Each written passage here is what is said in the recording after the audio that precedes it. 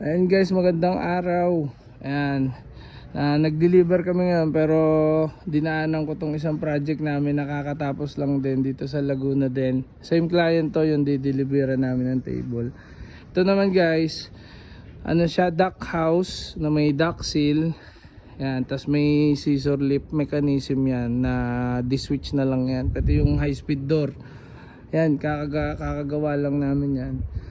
Kakatapos lang sa kanya.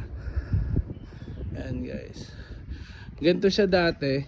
Ayan, pero ngayon ito na siya. Ayan, mas ano kasi ito kumbaga mas safe, mas safety at compliant dito sa client.